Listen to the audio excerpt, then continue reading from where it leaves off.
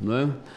E eu quero aqui, nesse momento, já depois de composta a nova mesa, conceder a palavra por 10 minutos ao doutor Luiz Henrique Teixeira Baldez. Por favor. Boa tarde a todos. Senador Zequinha, em nome do qual cumprimento todos os presentes. Bom, primeiro, essa primeira mesa demonstrou o seguinte: nós temos um problema, né? Problemão grande, e ele só vai ser resolvido, ou pelo menos equacionado, se todos realmente remarem para a mesma direção. Normalmente, nós embarcadores que pagamos a conta, nós apontamos alguns caminhos que muitas vezes podem ser otimizados em novas decisões. Primeiro aspecto que a gente tem que levar em consideração é o seguinte: o Brasil é um país caro. E o senador Jaime levantou alguns problemas: caro de imposto, caro de ineficiência, caro de custo Brasil.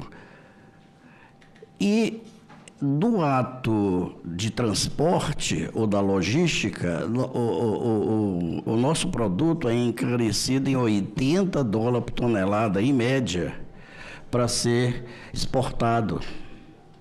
Como a gente exporta em torno de o ticket médio de $400 por tonelada, significa que eu tenho uma ineficiência contida no produto que eu exporto de 20%. Então, só isso já nos blindaria desses tarifaços, às vezes sem sentido, que são colocados hoje no mundo, mas que, infelizmente, nós vamos conviver por muito tempo. Portanto, a logística, o mercado interno é a nossa solução, ou pelo menos daria mais resiliência aos nossos produtos à volatilidade internacional. E por que é caro? Porque nós temos N razões, mas uma delas, que é a nossa matriz de transporte, é que a ferrovia é pouca.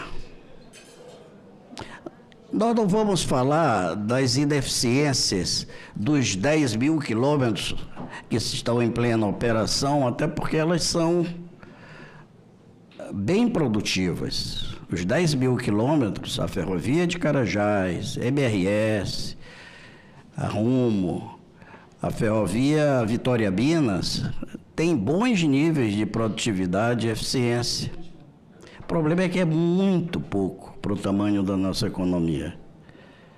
E aí, nós concluímos que precisamos de mais trilho. Porém, não é só ter mais trilho, é que o mais trilho seja eficiente. E a eficiência, ela denota alguns aspectos. E aí é que eu queria, eu acho que é aqui em cima? Ah, não, aqui, né? Aqui do lado. Isso. Aí. Bom, eu vou deixar, eu acho que muitos conhecem a ANUT, aqui é só portanto, nós trabalhamos no multimodalismo, né? Temos uma... Não está passando? Desculpe.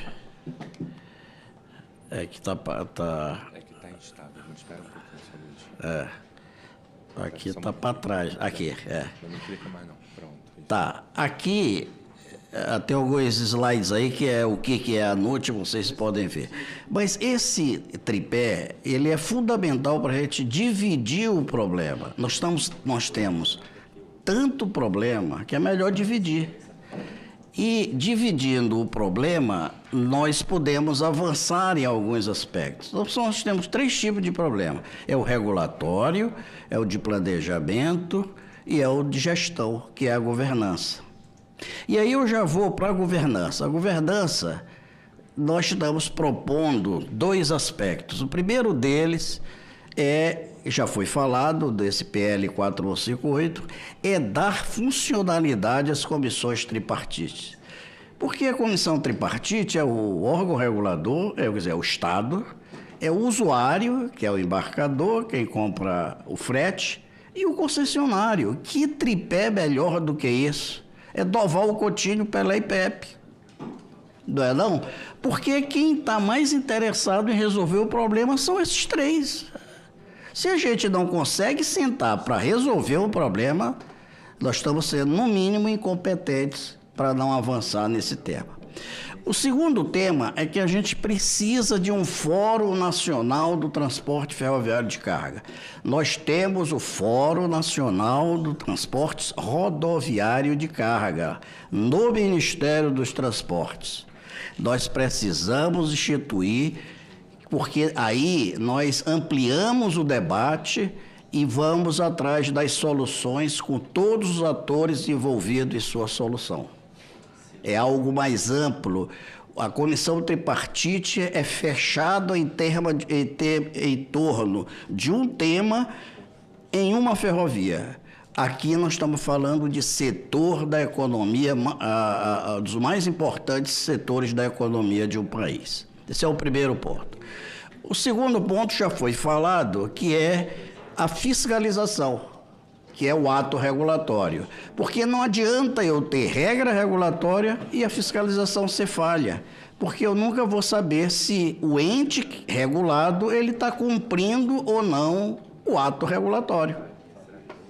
Então, a fiscalização é fundamental. E aí é que nós precisamos avançar na ligação do CNSO da NTT, que funciona maravilhosamente bem para a rodovia, e até hoje, 30 anos depois, nós não conseguimos avançar no caso ferroviário. A outra perna, que é a normatização, é que nós precisamos construir esses atos regulatórios que a NTT falou ainda há pouco. Vejam vocês aqui entre o setor rodoviário e o setor ferroviário. Por exemplo, em termos do ato regulatório, em termos de lei geral, eu tenho de praticamente muitos setores da economia. Telecomunicação tem uma lei geral, energia elétrica tem uma lei geral, proteção de dados tem uma lei geral, licenciamento ambiental acabou de ser aprovada, esporte tem uma lei geral, concessões e PPP, que está em debate aqui na casa. Então, nós temos uma lei geral que é aquela que define princípios que não devem ser cumpridos só na ferrovia, mas por um conjunto de modos de transporte chamado logística. Então, a nossa sugestão é que a gente pudesse avançar em ter uma lei geral de transportes ou uma lei geral da logística. Porque aí, quando eu falo em integração modal, eu não estou falando em integrar dentro do setor ferroviário. Eu estou falando em como integrar o setor ferroviário, ao rodoviário, ao de cabotagem e assim por diante. Um outro ponto, o marco infralegal da rodovia está pronto, funcionando, do qual o Feitosa foi um dos artífices desse processo, e está pronto. E muito pouco se discute a questão rodoviária, das concessões rodoviárias, mas não temos em ferrovia, que está sendo construído nesse momento. Pelo menos nós já demos o primeiro passo. Um outro ponto é o CCNO, rodoviário funcionando, ferroviário não funcionando, o Fórum Nacional de Transporte Rodoviário funcionando, o nosso não funcionando, e as comissões tripartites rodoviárias funcionando. Então, há uma assimetria regulatória entre o setor rodoviário, veja, dentro de um mesmo ambiente, né? O setor rodoviário e o setor ferroviário. E aqui, essa simetria, como é que eu resolvo? Eu estou tendo a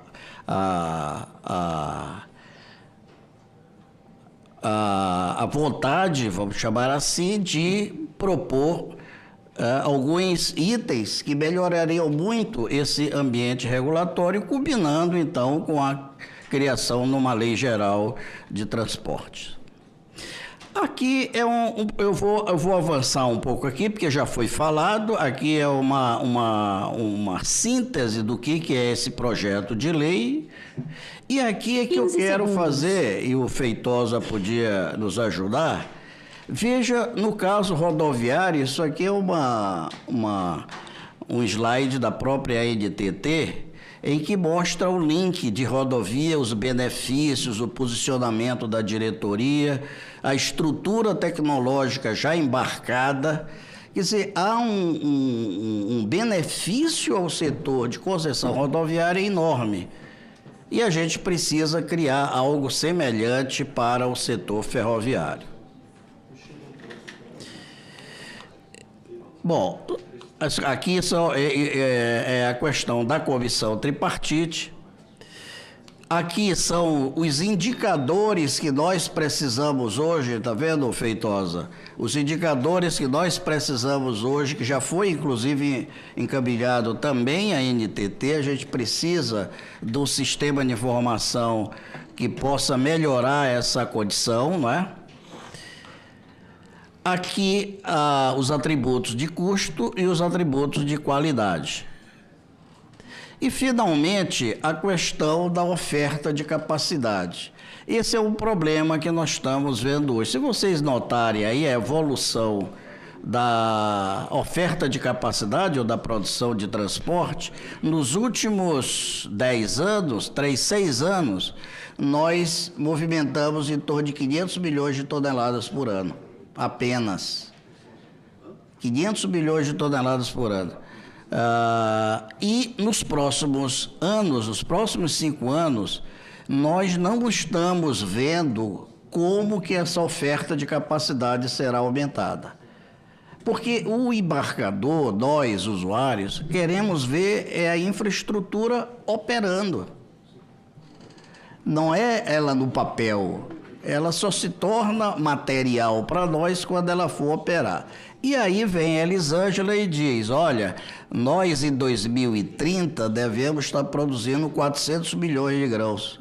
E a pergunta pertinente, como que a gente vai operar 400 milhões sem ferrovia? Vai tudo para rodovia. E aí o que vai acontecer com o frete? Vai haver uma explosão de frete. Então, eu acho que é um cenário preocupante, mas que pode ser viabilizado por esse ambiente que nós estamos discutindo todos esses problemas.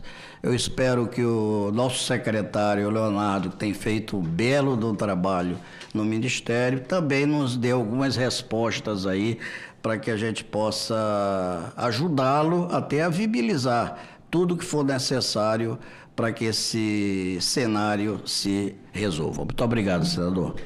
Obrigado, Valdez. Na sequência, Davi Barreto.